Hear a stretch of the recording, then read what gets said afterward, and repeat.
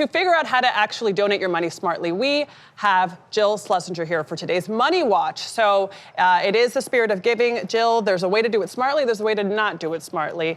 What advice do you have, especially from the Oracle of Omaha? Okay. So a couple weeks ago, Warren Buffett, billionaire extraordinaire, made his philanthropic giving announcement to his shareholders.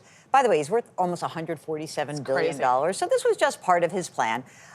We don't have billions to give away, but the cool thing about what he did was I think he models great behavior, which is instead of being reactive to charity, instead of feeling like, oh, I'm in Times Square, I should do this, what we really want people to do is be thoughtful and intentional. So whether that's maybe this time of year, after the first of the year, or tax time, I think it's great for each household to sit down and say, if we are charitable, how much are we going to give? What are the charities we want to give to? Maybe have a little slush fund for your friends like Jill who do bike trips and raise money for charity, but not a lot. And then when it comes to this time of year, when you are inundated with requests, you have your game plan. And then you could say, no, it's fine. It's just good for you to actually have a plan before you enter the season.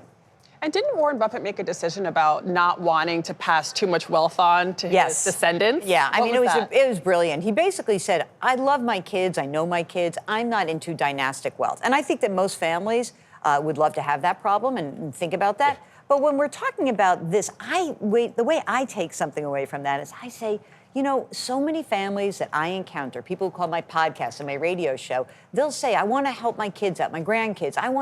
And you say, wait a minute.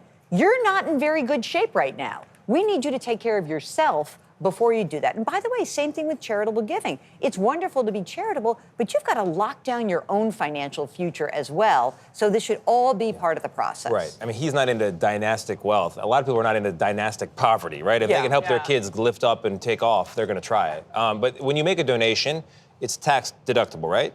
Not always. No. What? Okay, so when you're talking about you make your deduction, you have to be a certain kind of tax filer. So back at the end of 2017, during that tax reform, there was a new standard deduction, meaning this big chunk of money that you can lop off the top of your taxes.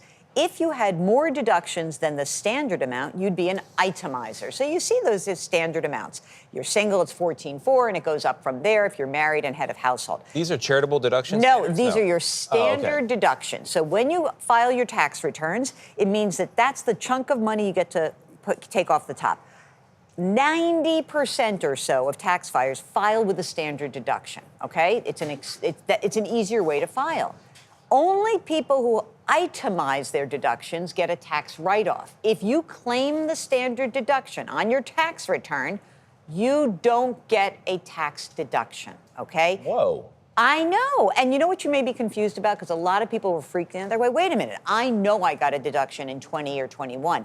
That is because during COVID, there were special rules put in place for people to give $500 or $1,000 as a couple who did get a deduction. No longer. You must claim itemized deductions in order to actually get any sort of tax benefit from your charitable giving. Well, that's annoying. Why? It's okay. Well, but you have to pay not why more, people it's more give. hassle. But more people, listen, more people give because they want to give. That is, I mean, it has been the case in the United States. We have an incredibly generous country. It is remarkable. It's unbelievable. And so people do this from all income levels. Most people are not giving for taxes. Yeah, if you're rich and you're itemizer and you're not so rich, it's great. You get a little bump. But there are other ways that you can get benefits. One way is, let's just say you're Adriana and you bought Bitcoin at 1,000 and it's trading at 100,000. You got this Bitcoin. Definitely into Bitcoin. Yeah, totally not. But but if you make money with an asset, right? You might have said to yourself, well, if I sell this asset, and it doesn't have to be Bitcoin, it could be anything, right? If I sell it, I have to pay a capital gains tax, and that hurts.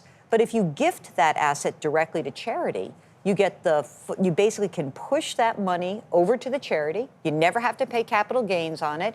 Charity doesn't have to pay capital gains. So it's a nice way to take some winners and give it away. Oh, that's a good one. That's creative. Jill, thank you so much. Jill. And if you have a money-related question that you'd like Jill to answer, you can send an email to askjill@cbs.com, and she may answer it in an upcoming segment.